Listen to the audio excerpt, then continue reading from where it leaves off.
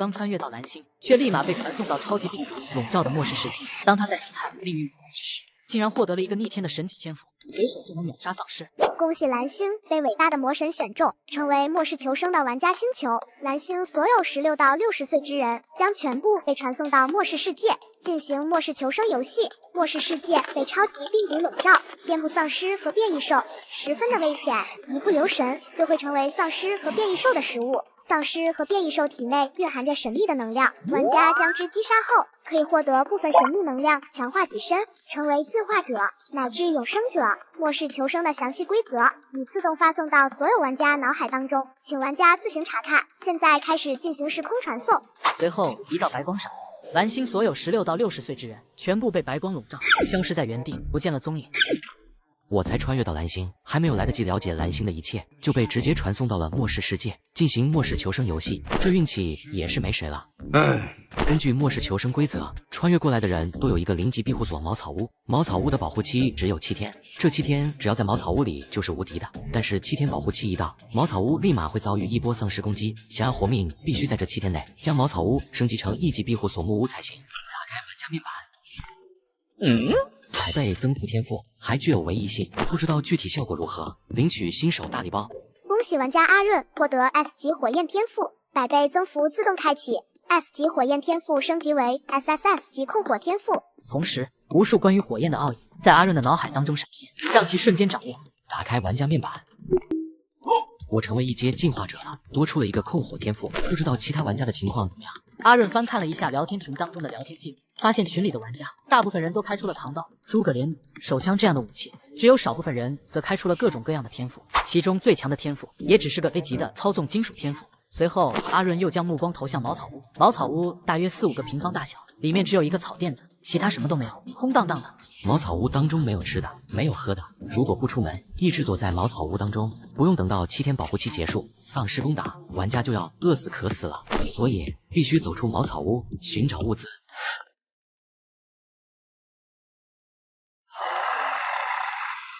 阿润刚从茅草屋出来，一个穿着破破烂烂、浑身血肉腐烂的丧尸发出一道兴奋的嘶吼之声，张大了嘴巴，挥舞着锋利的爪子，向阿润扑了过来。卧槽！我这刚出门就有个丧尸扑过来，运气也太好了吧！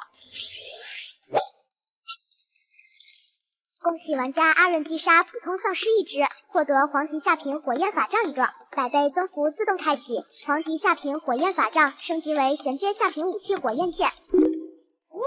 阿润心念一动，将火焰剑从系统空间当中取出来了。之后，阿润走到丧尸的脑袋旁，挥动火焰剑将丧尸脑袋斩碎。一枚晶莹剔透的晶核出现在阿润的视野当中。竟然是晶核，这可是升级庇护所的必备物品，出现概率极低，运气真是太好了。将晶核收好，阿润看了一下茅草屋四周的城市，发现茅草屋一侧是高楼林立的城市，另一侧是一望无际的荒原。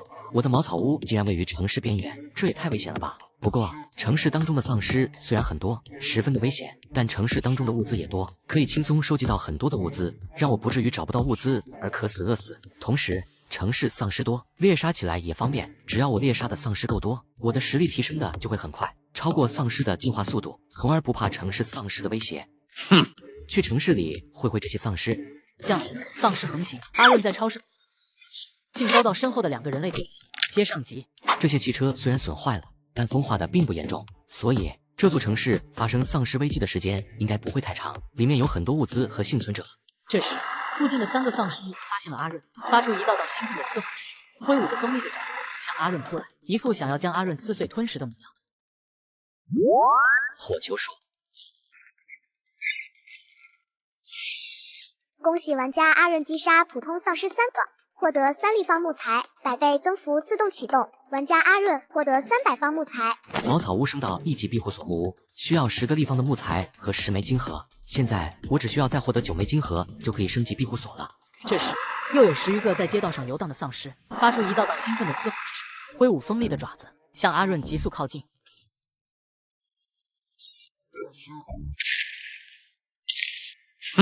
不久后，一个沿街超市进入到阿润的视野当中。那个沿街超市的面积不小，足有数百个平方，里面的货架极多，且放满了各种物资。不过，超市门口有100多个丧尸，不断的徘徊走动。火球术。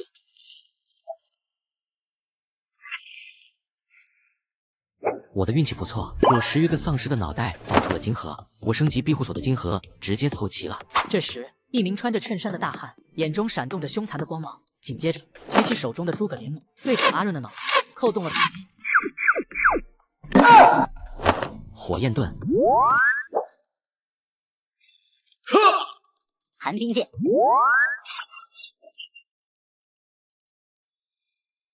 我该死！你们以为我奈何不了？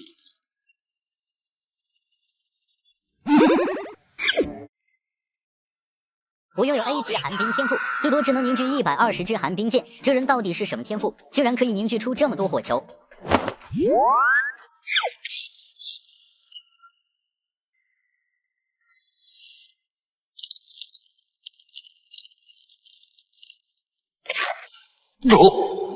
大哥，我错了，求你饶我一命吧！只要大哥放我一条生路，我愿意为大哥效犬马之劳，成为大哥的忠实走狗。我拥有 A 级寒冰天赋，实力极为的强大，可以成为大哥的得力助手，帮助大哥处理很多不方便处理的问题。所以，请大哥务必放我一条生路，给我一个将功赎罪的机会。想要活命，门都没有。在你出手偷袭我的时候，就要有死亡的觉悟。恭喜玩家阿润击杀玩家赵红，获得100立方空间戒指1枚，100倍增幅自动启动，获得1万立方空间戒指1枚。一枚空间戒指凭空出现在阿润的手掌之中。有了这些物资，我在很长的一段时间之内都不用担心物资短缺的问题了。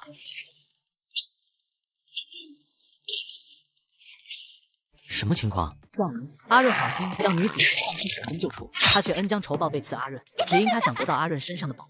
接上集，阿润刚从超市里面出来，就看到一个丈许高，手上长有尖刺，嘴上戴着口罩，双眼发红的巨型僵尸正快速向这里靠近。丧尸名称：齿刺丧尸，等级1阶进化丧尸，特征力大无穷。看到急速靠近而来的丧尸属性，阿润眼中闪过一道期待之色，立即冲上前去，手中凝聚出一枚火球，向齿刺丧尸的身上攻击而去。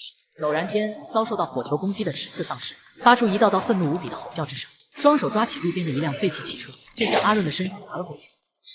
卧槽，好大的力量，不愧被系统评价为力大无穷。这时，齿刺丧尸快速地向阿润跑来，齿刺丧尸的双眼一片血红，一副想要将阿润撕成碎片的模样。见此情景，阿润疯狂地催动控火天赋，凝聚出一枚枚篮球大小的火球，不断地向齿刺。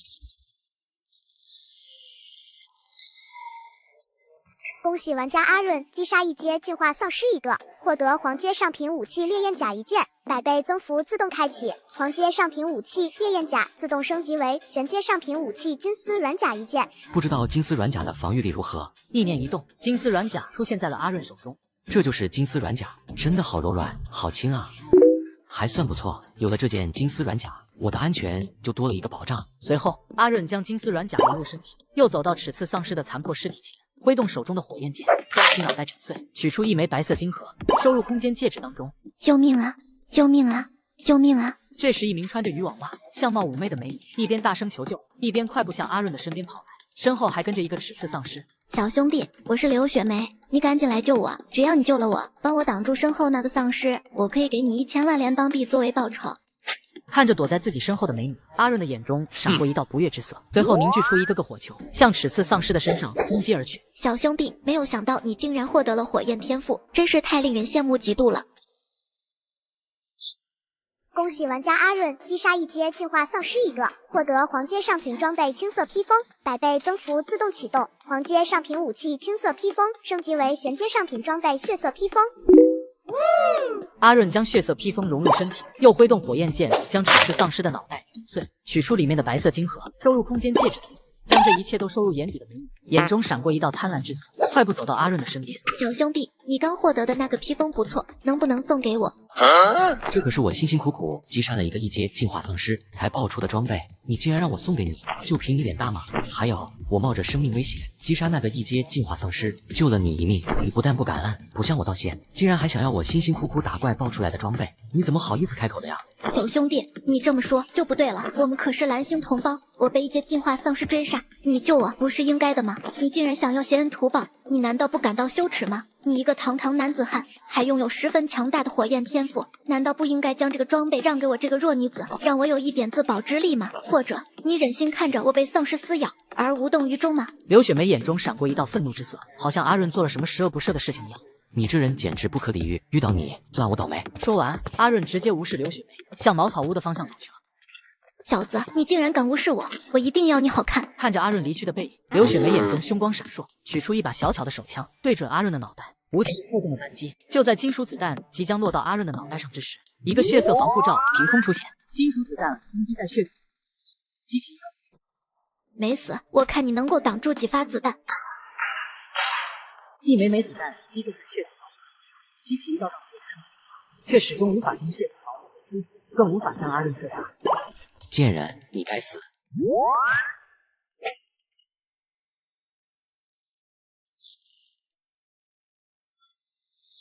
恭喜玩家阿润击杀玩家刘雪梅，获得精品手枪1支，打倍增幅天赋自动开启。玩家阿润获得无限子弹手枪1把。无限子弹的手枪虽然对于进化丧尸的作用不大，但用来对付普通玩家和幸存者还是很有用的。是这样，丧尸行情，阿润接到系统任务，奖励专属主题契约，契约对象的天赋竟然是为接上集。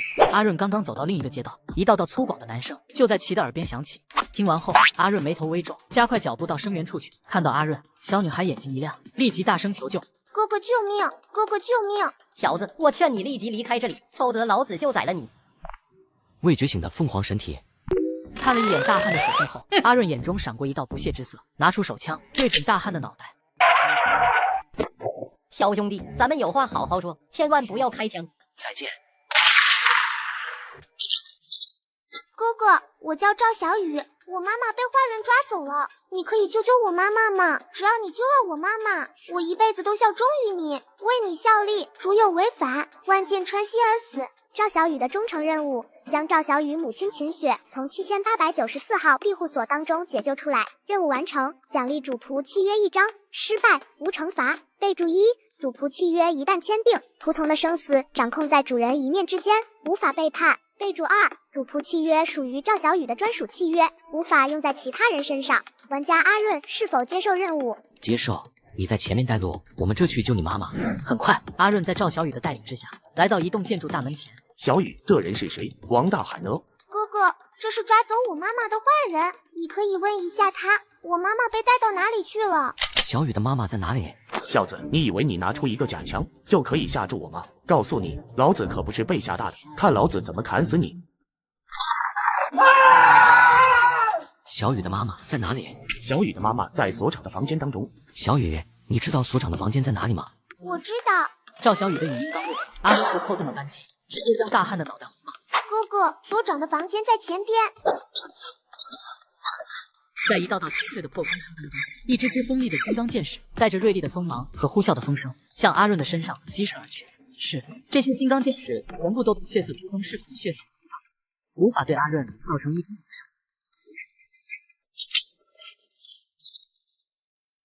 哥哥，这就是所长的房间。好的，你退后。谁让你进来的？你是不是想死啊？只见一名穿着一个裤衩、满脸横肉的大汉睁大了眼睛，紧紧地盯着阿润，满脸煞气地大声呵斥道。阿润没有理会所长的呵斥声，而是将目光投向了大床之上。此时，一个身材高挑、容颜俏丽的美女，手臂交叉护在胸口，脸上尽是担忧和恐惧之色。小子，你竟然胆敢窥视老子的女人，看我怎么打死你！所长举起偌大的拳头向阿润抖来，一副想要将阿润一拳打死的模样。只是所长的拳头即将落到阿润的脑袋上之时，一把枪顶在其的脑袋之上。小兄弟，不要开枪，咱们有话好好说。小兄弟，你是不是看上这个女人了？从现在开始，她就是你的了。妈妈，你没事吧？看到赵小雨，所长眼中闪过一道恍然之色，想要劫持赵小雨，威胁阿润。刚一转身，阿润就扣动了扳机，一枪捅其的脑袋。任务完成，主仆契约已发放到玩家的系统空间，请玩家自行查看。这样，阿润只是意外接了个系统任务，静影的美女对他投怀送抱。接上集。我是秦雪，谢谢你救了我和小雨一命，不知道你怎么称呼？叫我阿润就行了，你不用感谢我，你要谢就谢你女儿小雨吧，是小雨求我，我才来救你的。小雨，我已经将你妈妈救出来，你也该履行承诺了。这是一张主仆契约，你在这张契约上滴上一滴鲜血，就是我的仆从了，一辈子都要为我效力。哥哥，你放心，我说的话一定算数，绝不反悔。赵小雨接过主仆契约，就咬破自己的手指，将一滴鲜血滴在主仆契约之上。紧接着，只见到主仆契约无火自燃，化作2道流光，分别没入阿润和赵小雨的脑海当中，让两人产生了一丝精神上的联系。阿润先生，7894号庇护所的所长已经被你给杀了，你有没有接收7894号庇护所的想法？我有自己的庇护所，没有接收7894号庇护所的想法。不过临走前，7894号庇护所珍贵的资源我会带走。阿润先生，7894号庇护所只是一个100余人的微型庇护所而已，怎么可能有什么特别珍贵的资源呢？既然这样，那么我们就不要在这里浪费时间了。阿润先生，这就是你的庇护所？没错。我今天杀了那么多丧尸，1阶进化者的进度才达到5%，想要晋升为2阶进化者，不知道还需要杀多少丧尸才行啊！不过以我1阶进化者的实力，只要不倒霉的遇到2阶进化者，或者大量的1阶进化者围攻，应该不会有陨落的危险。升级。紧接着，0级茅草屋瞬间消失，一个1丈多高、占地100多平方的木屋出现在阿润的视野当中。附近最强的丧尸也只是1阶进化丧尸而已，1级庇护所木屋可以免疫1阶进化丧尸的攻击，就算7天之后木屋的无敌状态解除了，我也可以安心的睡觉，不用担心丧尸的威胁。哥哥，你竟然让茅草屋变成了木屋，真是太厉害了！小雨也很厉害，你们2个先进去吧。当秦雪牵着小雨的手向木屋当中走去的时候，其竟然被一股无形的屏障挡住，无法进入木屋当中。检测到陌生人员试图进入木屋，玩家阿润是否开放权限，允许其进入木屋？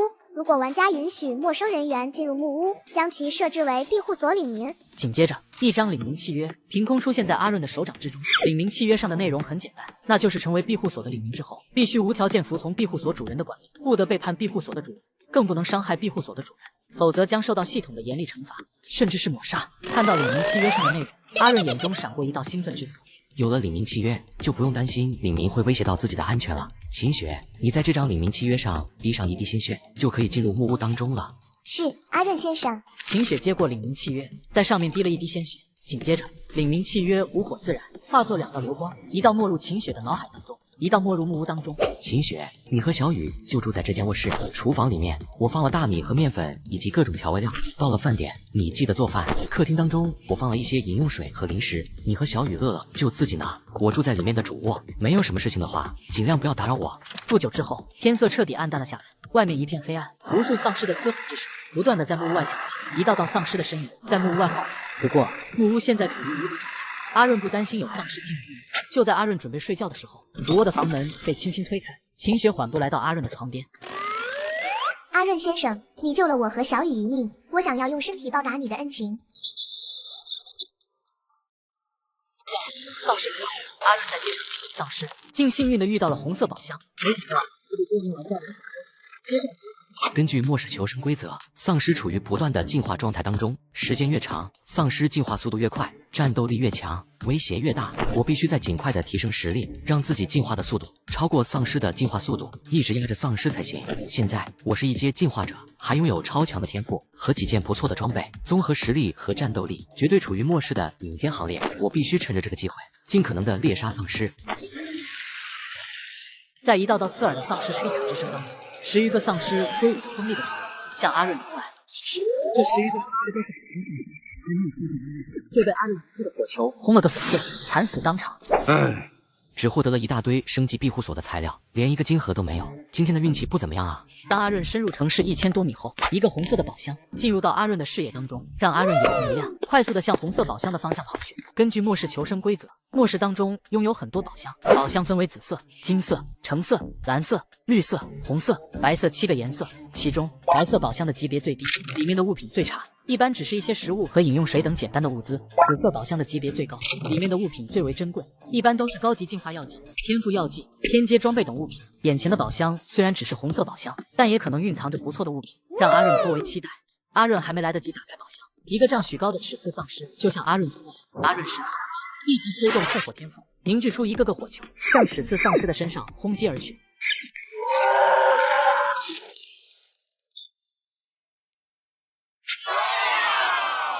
住手！不准动那个宝箱！这时，10余个玩家跑过来，纷纷举起手中的手机。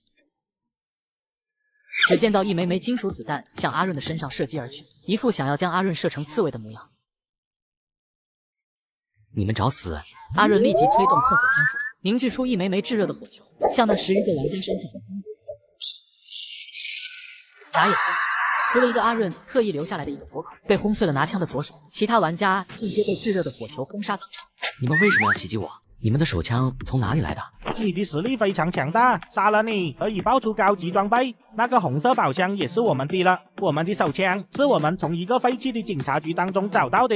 我知道的都告诉你了，求求你放我一条生路吧！开枪射击我，还想让我放你一条生路？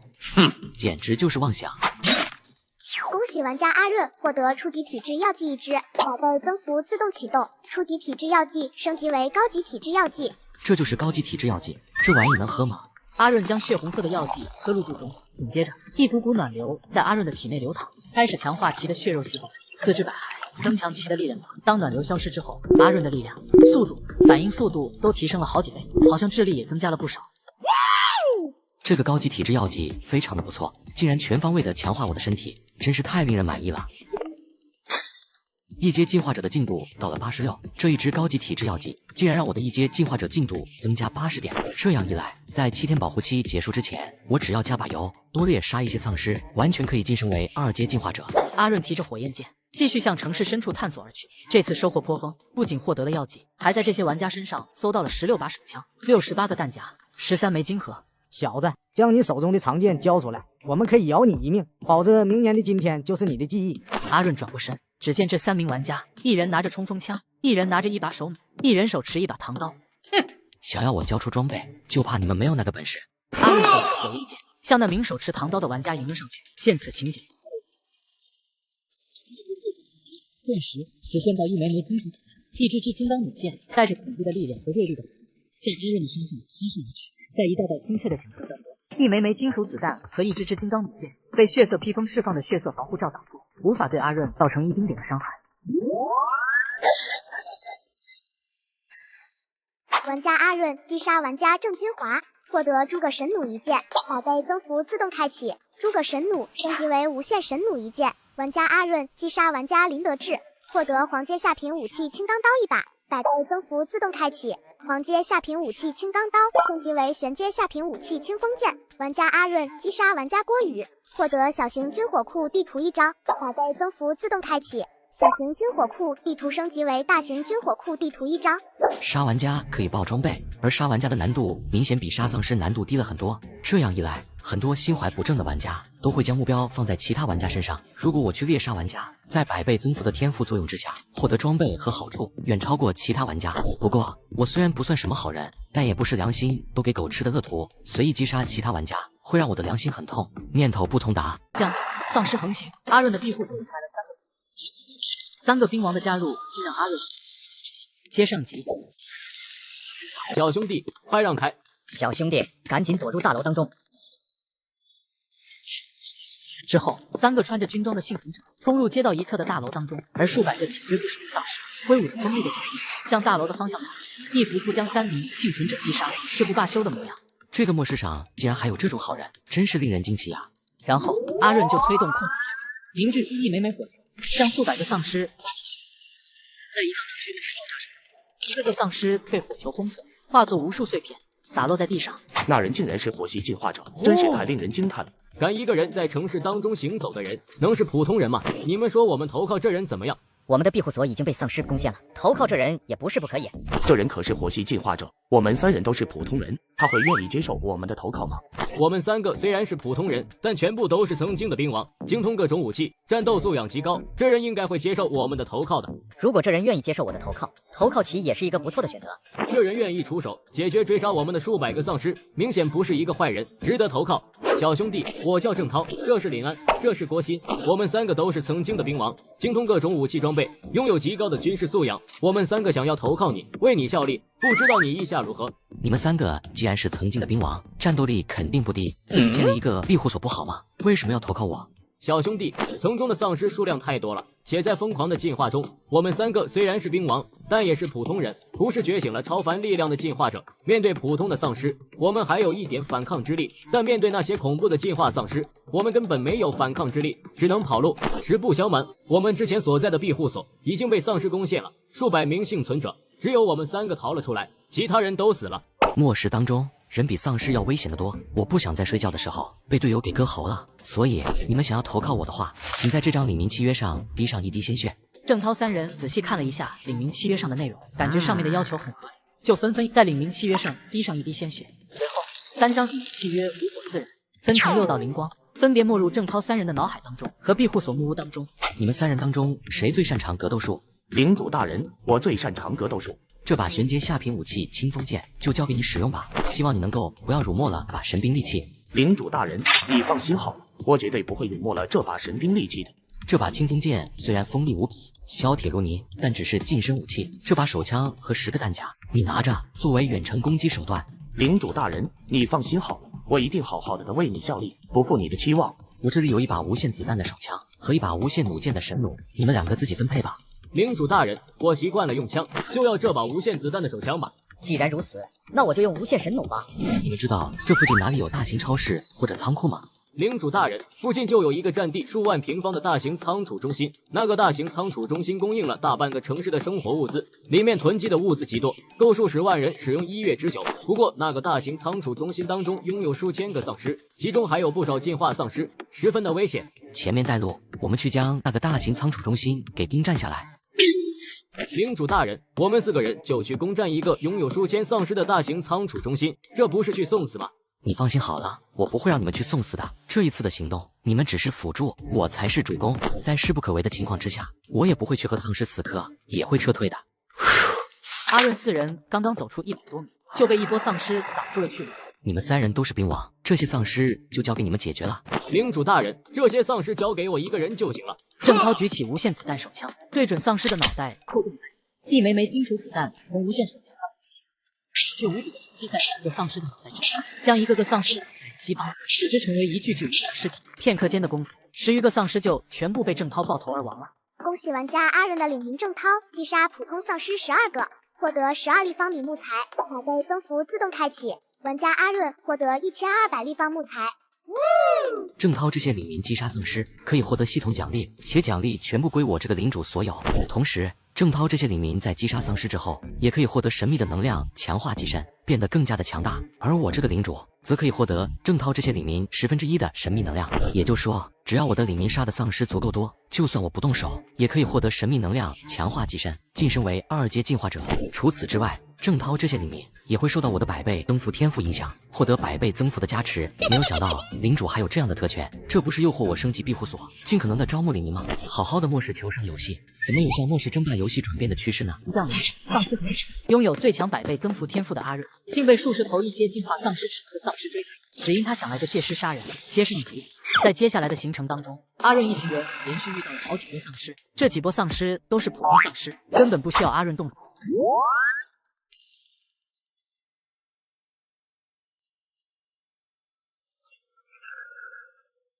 你们运气不错，竟然收获了4枚金盒。领主大人，前面就是仓储中心了。仓储中心原本只有2000多个丧尸，后来有部分庇护所缺少物资，组织人手攻打仓储中心。只是这些庇护所的实力有限，不但没有将仓储中心打下来，反而留下了数千条人命，让仓储中心的丧尸翻了1倍不止。之后，很多幸存者都曾经将注意打在仓储中心上，不过只有少部分侥幸活了下来。根据这些活下来的幸存者所说，仓库中心深处有数百个进化丧尸，每一个进化丧尸的战斗力都极为的恐怖，根本不是幸存者可以抵挡的。因此，很多庇护所都放弃了仓储中心，不敢再打仓储中心的注意了。只有一些大型的庇护所才会派出少量的人手，密切关注仓储中心的动静，准备实力强大之后再来攻打仓储中心。那些人都是各大庇护所的探子吗？那些人有些是各大庇护所的探子，有些则是想要潜入仓储中心获取部分物资的独行侠。走，我们去仓储中心的大门处，先对仓储中心进行一次试探性的攻击。是，领主大人。此时，密切关注仓储中心的各大庇护所探子以及那些独行者，也发现了阿润一行人的踪迹。这些人眼中闪过一道疑惑之色，不知道阿润一行人去仓储中心大门处干嘛。你们3个出手，对仓储中心的丧尸进行一次试探性攻击，尽可能的将仓储中心的丧尸引出来。说罢，郭兴就作为先锋，手持清风剑，向大门口的数十个丧尸冲入。他们想要干什么？难道他们4个人就敢向仓储中心发起攻击？4个人就想要攻占仓储中心，真是不知道死字是怎么写的。这4人也太大胆了，这不是瞎搞吗？郭兴手中的清风剑挥舞而出，带着锐利无比，将一个个丧尸清风斩杀。又伴随着一道道愤怒无比的嘶吼。数以百计的丧尸从仓储中心当中涌出，其中不乏身高1丈的一阶进化丧尸齿次丧尸。见此情景，郑涛和林安立即举起手，向那些丧尸将一个个上膛。当子弹和米线射向齿次丧尸时，竟全部都被齿次丧尸的鳞甲挡住，激起一道道璀璨的火花，却始终无法破开齿次丧尸的鳞甲防御。你们3个先撤，找个地方躲起来，我去对付那些进化丧尸。阿润就心念一动，凝聚出一枚枚火球，向一个个齿次丧尸的身上轰击而去。火系进化者，这人是火系进化者，怪不得敢攻打仓储中心呢。仓储中心的进化丧尸足有数百个，这人就算是火系进化者，也是死路一条。哼，好好的一个火系进化者，不去攻打那些小型的超市获取物资，竟然去攻打仓储中心，简直就是自寻死路。这时，一道道愤怒无比的嘶吼之声从仓储中心深处传出，一个个齿次丧尸从仓储中心深处跑出，径直的向阿润冲来。看着急速靠近而来的上百个齿次丧尸，眼中凶光一闪，就转身向那些探子和独行侠所在的地方跑了过去。我操！这小子竟然向我们这边跑，这是想要拉着我们一起死啊！一时间，这些探子纷纷拿出手盾，对准阿润破洞开，想要将阿润打成筛子。而那些独行侠则纷纷催动自己的异能，将一道道锋刃、一枚枚火球、一支支寒冰剑等异能攻击向阿润的身上攻击而去。血色披风自动生成一个血色防护罩，将一枚枚金属子弹和一个个异能攻击挡住，无法伤害到阿润的身体分毫。很快，阿润就从那些探子和独行侠的身侧掠过。这时，上百个齿次丧尸向那些探子和独行侠冲来，想要将他们撕成碎片。面对齿次丧尸，那些探子和独行侠不可耐烦，连忙将无数金属子弹和异能攻击向齿次丧尸的身上倾泻，试图将齿次丧尸击杀登场。只是他们的攻击好像毛影，无法对齿次丧尸造成一丁点实质性的。降丧尸横行，阿润在仓储中心收刮物资，却险些命丧当场。只因在仓储中心里还有一个未知的恐怖存在。接上集。好多物资啊！有了这些物资，我在很长的一段时间当中都不用担心物资短缺的问题了。阿润掏出空间戒指，开始收刮物资。仓储中心的面积很大，足足有上百个仓库，每一个仓库当中都堆满了各种各样的物资。阿润马不停蹄的一个个仓库收刮。我操，空间戒指满了，装不下物资了。算了，做人要厚道一点，剩下这几个仓库的物资就留给有缘人吧。这时，一道道愤怒的丧尸嘶吼之声在不远处响起，一个个齿次丧尸径直向阿润走来，想要将阿润撕碎吞食了。12个齿次丧尸正好将你们给灭了，让我身为2阶进化者。阿润双手掐诀，立马就凝聚出一枚枚火球，向12个齿次丧尸的身上轰击而去。在一道道剧烈的爆炸声当中，12个齿次丧尸被火球淹没，化为灰烬。这 SSS 级天赋果然非同一般，无论凝聚多少火球，都丝毫感觉不到异能枯竭的感觉。还差一点，我就可以晋升为2阶进化者了。还有，我今天杀了丧尸，爆出了很多装备，这些装备都被省略了，没有直接显现，需要我自己点击查看具体的装备情况。这时，只见一个身高1丈有余、浑身布满了钢管、双臂肌肉隆起的巨型丧尸朝阿润走来。丧尸名称：钢管丧尸，等级2阶进化丧尸，特征：坚硬如铁，锐利无双，力大无穷。我操，2阶进化丧尸，而且还是拥有3个特征的2阶进化丧尸，惹不起，赶紧撤！阿润反应过来，立马转身跑。见此情景，那个钢管丧尸怒吼一声，就举起一辆大卡车向阿润的身上砸去。感受到身后传来的呼啸风声，阿润回头看了一眼，眼中闪过一道震撼之色，连忙向一旁躲闪而去。我操！10几吨重的大卡车都可以举起来，扔这么远，这个钢管丧尸果然力大无穷啊！阿润加快速度向远方林立的高楼大厦区域狂奔而去，很快就消失在钢管丧尸的视野当中。而那个钢管丧尸看着远方林立的高楼大厦，发出一道道愤怒的声喊，就转身返回仓储中心了。很显然，钢管丧尸受到了某种限制，无法进入高楼大厦区域，或者无法离开仓储中心太远。2阶进化丧尸的实力太强大了，虽然我没有和钢管丧尸正面交战，但从其举起大卡车将之扔到数十米之外的情况来看，就知道其实力有多么的恐怖。还好钢管丧尸受到了限制，无法离开仓储中心，我必须早点晋升为2阶进化者才行，否则等魔神放开了限制，那些被圈养在一地的2阶进化丧尸出来，我的前期优势就会减弱很多，无法在城市当中横行了。阿润正在街上走着，一名穿着红色短裙、黑色上衣的女子就进入到其的视野当中。我后面有大量的丧尸，你赶紧跑。然后那名女子立即加快了速度，向阿润所在的地方狂奔而来，而一个个张牙舞爪的丧尸则从女子身后的街道之中出现，对那名女子紧追不舍。小兄弟，你怎么不跑啊？你难道想要被那些丧尸吃了吗？不就100余个普通丧尸吗？有什么好怕的？不就100余个普通丧尸吗？你说的挺轻巧的。你知道这100余个丧尸的战斗力有多么的强悍吗？告诉你，我可是地级速度进化者，可以轻松击杀10余个丧尸。但面对这100余个丧尸，我也只能逃跑。小兄弟，我劝你还是不要逞强的好，赶紧跟我一起跑路吧。要跑，你自己跑就行了。随即，在一道道清脆的破空声当中，一个个篮球大小的火球被阿润凝聚而成，带着炙热的气息，向一个个丧尸的身体。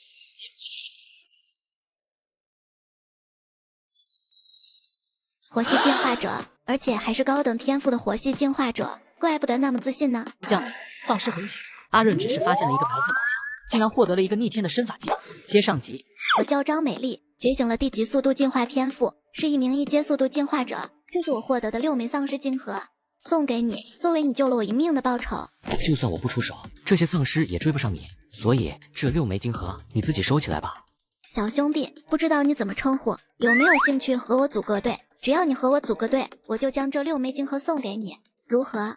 我不喜欢和人组队，如果你想要跟我一起行动的话，可以加入我的庇护所，成为我的领民。你将茅草屋升级到木屋了？没错，我已经将茅草屋升到木屋了，可以接纳10个领民。同时，木屋可以免疫1阶进化丧尸的进攻，就算7天的保护期结束了，绝大部分丧尸也无法对木屋造成威胁。最重要的是，只要再获取一些晶核，我就可以将木屋升级为10屋。那时，就算是2阶丧尸，也无法对我的庇护所造成威胁了。小兄弟，我愿意加入你的庇护所，成为你的领民。在这张领民契约上滴上1滴鲜血，你就可以成为我的领民了。张美丽仔细阅读了一下领民契约上的内容，将1滴鲜血滴在领民契约之上，之后领民契约无孔自然，化作2道流光，分别没入张美丽的脑袋和庇护所之中。这把手枪和这把玄阶上品青铜剑，你拿着防身。谢谢阿润大哥。走吧，我们先去和另外几个领民会合，再去猎杀一些丧尸，获取晶核。不久之后，一个散发着淡淡白光的宝箱进入的张美丽视野当中，让其眼睛一亮。是宝箱？哼，区一个白色宝箱，有什么好惊讶的？你去将那个白色宝箱给我拿过来。是，阿润大哥。张美丽回应一句，就快速的向白色宝箱所在的方向跑去。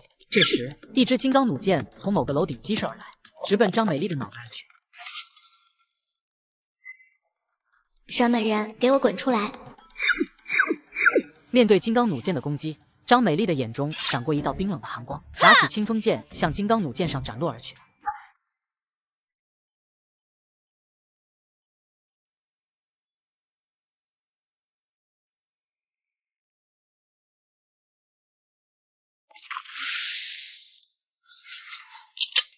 站住，否则我就开枪了。只是那名青年大喊，根本不理会张美丽的威胁，只是手持诸葛连弩头也不回的向前跑。见此情景，张美丽眼中凶光一闪，直接扣动了扳机，一枚金属子弹从中激射而出，没入到那名青年大汉的后心之中，直接扑倒在地上，失去了生命的气息。我还以为你不会开枪呢，没有想到你挺杀伐果断的，不错，此女可以好好培养一下，会是一个不错的帮手。阿润大哥，我这人虽然比较善良，但我的善良只对那些善良的人，对于那些恶人，我会比他们更加的凶狠。很好，你的这种性格我很喜欢。说完，阿润走到那个青年的尸体旁，在尸体上摸索下来，手中就多出了2枚晶核。之后，阿润又将地上的诸葛连冲入空间戒指当中。恭喜玩家阿润获得玄阶下品技能火焰掌，100倍增幅自动启动。玄阶下品技能火焰掌升级为地阶下品技能火遁术。之后，无数关于火遁术的信息出现在阿润的脑海当中，让其瞬间领悟了火遁术的所有奥义。阿润大哥，看你兴奋的模样，宝箱当中开出的物品不错吧？那是相当不错，我十分满意。遇到一支挺尸的幸存者小队，明明可以随意灭掉，一个活口，只因阿润另有等意。接上集，行走了数百米之后，一个全副武装的幸存者小队进入到阿润的视野当中，让阿润暗暗提高了警惕。前面的幸存者小队实力不错，小心一点。这时，那个幸存者小队也发现了阿润和张美丽，其中一名满脸骄横之色的青年，更是用充满贪婪的目光看向张美丽。好漂亮的美女，我今天有福了。少主看上了那个美女，是那个美女的福气。走，我们去将那个美女弄过来，献给少主。这群人快速将阿润和张美丽2人包围起来，一副不怀好意的模样。你们想要干什么？我们想请美女陪我们玩几天，不知道美女是否答应？说话间，此人伸出手掌向张美丽的胸口抓去，想要用手掌丈量一下张美丽的胸部。你找死！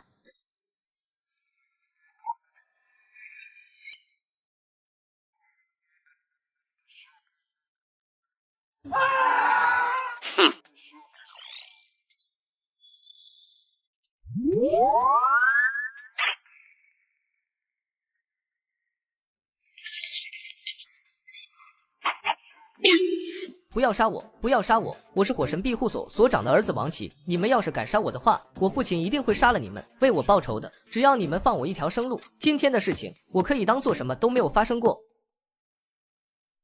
既然这样，那么你走吧。小子，等老子回到火神庇护所之后，一定要让我父亲带人将你给灭了。还有那个贱人，老子将你玩过之后，就送给其他人玩。阿润大哥，你怎么放他走了呢？这种人的话根本不可信，他返回火神庇护所后，肯定会带人前来报复我们的。依我看，我们还是趁着他没有走远，直接将其给射杀了吧。哼，不放他走，我们怎么找到火神庇护所的位置？你知道这种人不可信，我当然也知道这人不可信了。不过这人虽然可恨，但给其撑腰的人更加的可恶。如果不将给其撑腰的人干掉，始终一个隐患，不知道什么时候就会爆发。所以我准备斩草除根，让这人带我们去火神庇护所，将其父亲和其身后的人全部干掉，以绝后患。还是阿润大哥看得远，你说的没错，这人之所以这么可恶，这么大胆，都是其背后之人给其撑腰的结果。只有将这人的背后之人干掉，才能算是解决了问题，绝了后患。不久之后，王琦就来到数百米之外的火神庇护所。少主，你这胳膊是什么人干的？我这就带人将其给灭了。我父亲在庇护所嘛，火神大人正在卧室当中休息。你在这里守着，不要让外人进来了。少主的胳膊竟然被人给斩断了，火神大人肯定会发疯的，有人要倒霉了。这时，一支金刚弩箭闪电般的划过虚空，洞穿那名守卫的脑袋，使之鲜血飞溅，惨死当场。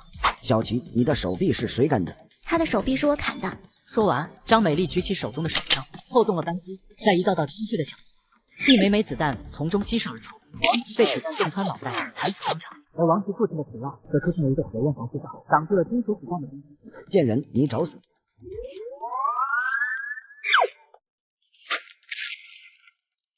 还想跑？哼，你的对手是我。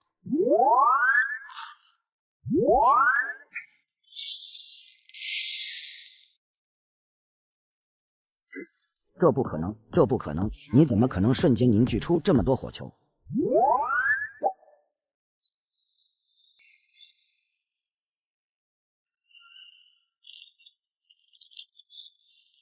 阿润大哥，我们现在就离开这里嘛。这个庇护所的规模不小，应该有不少的珍藏。我们帮助这个庇护所清理了王家父子这个毒瘤，他们怎么也要表示一下，给我们一点报酬吧。这样，丧尸回击。阿润扶持自己人上位火神庇护所所长，却遭到多人阻拦，最后以围城所胜。接上集，我是火神庇护所的副所长王平，感谢这位大人替我们铲除了王家父子这对毒瘤。我们火神庇护所愿意投入到大人麾下，为大人效力，只希望大人能够庇护我们火神庇护所。我没有时间去管理你们火神庇护所，我杀了王家父子，帮助你们火神庇护所铲除了这一对毒瘤。你们火神庇护所必须给我一点报酬，我不要你们的生活物资，我只要对你们来说没有太大作用的丧尸晶核。大人，丧尸晶核存放在储物间，麻烦您跟我去一趟。好，前面带路。大人，这里面有68枚丧尸晶核，你点一下。有用了，谅你也不敢做什么小动作。请大人救我一命。是谁想要杀了你吗？大人，火神一死，庇护所当中的一些人就会争权夺利，而我作为火神庇护所的副所长，这些人第一个要杀的就是我。我为什么要救你？大人，只要你救我一命，我愿意付出任何的代价。在这张领明契约上滴上一滴鲜血，我就出手救你一命。王平接过领明契约，看都没有看，就直接将一滴鲜血滴在领明契约之上。这是玄阶上品装备玄青披风，在遭受到攻击的时候，会自动释放出一个青色防护罩，可以抵挡枪支和一阶进化者的攻击。走吧，去扫除障碍。我推荐王平担任火神庇护所所长，不知道各位意下如何？各位，我王平的为人你们也知道，我可以在这里向你们保证，只要我成为火神庇护所的所长，一定会让大家吃饱穿暖。阿润先生，你只是一个外人，这么粗暴地干涉我们火神庇护所的内部事务，是不是有些过分了？依我看，阿润先生既然已经拿到了报酬，不如早早离开我们火神庇护所比较好。至于我们火神庇护所的所长由谁来担任，就不需要你操心了。刀疤哥说的没错，我们火神庇护所的事情不需要外人插手。刀疤哥是我们火神庇护所唯一一个进化者，也是我们火神庇护所的最强者，所以我们火神庇护所的所长应该由刀疤哥担任。你们是什么意见？你们认为王平当所长合适，还是这个刀疤当所长合适？广场上众人鸦雀无声，不敢说话。阿润先生，大家不说话，就说明大家不喜欢你这个外人插手我们火神庇护所的事情。你这么一声不吭的将火神给杀了，这简直就是在欺负我们火神庇护所没人。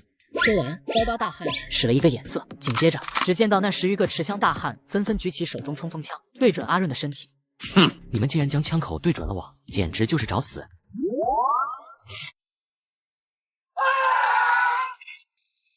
阿润先生，你一言不合就滥杀无辜，简直就是暴徒！今天我就杀了你，为那些死去的无辜之人报仇雪恨。